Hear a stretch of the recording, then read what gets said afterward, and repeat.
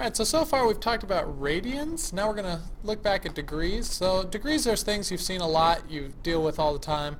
360 degrees is a full circle, and so you can see our circle broken down into some commonly used intervals. 90 degrees, we use that as a right angle. 180 is a half circle.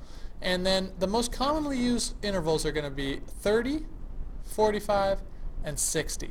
And so with these numbers, 120, 135, and 50, are the same angles in the opposite quadrants. 210 is 30 degrees past 180. 300 is 30 degrees past 270. 330 is 30 degrees below 360. So we're going to want to keep these numbers in mind. We'll use them a lot. And so what we have here is that a half circle, pi, and 180 are the exact same thing.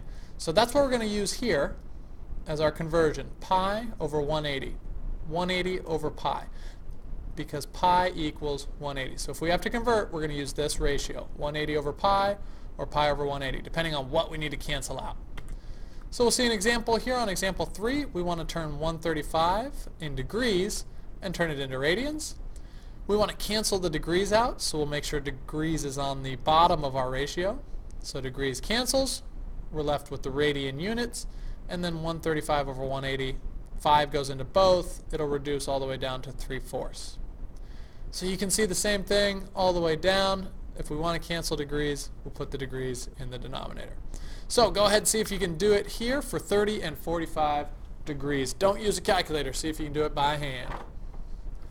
Alright, 30 degrees, we want to cancel degrees, so we'll put 180 degrees in the denominator, and so we'll end up with pi on top, and then our fraction 30 goes into 180 6 times. Pi over 6 is the same as 30 degrees. You want to remember that. Pi over 6, we're going to use that a lot.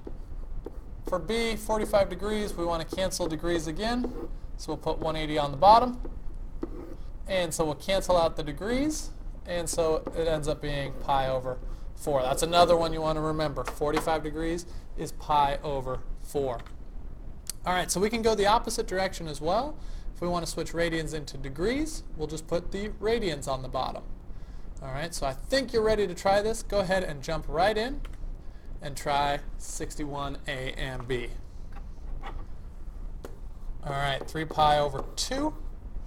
We want the pi on the bottom so we can cancel it, which means 180 degrees is on top. Cancel those out.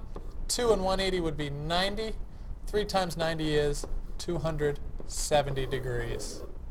Same thing for part B, 7 pi over 6. Let's put the pi on the denominator, 180 degrees on the numerator. Cancel, cancel.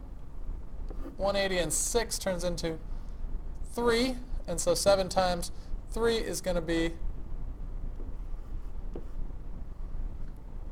30, 210 degrees. I knew 21 didn't look right. 210 degrees is 7 pi over 6.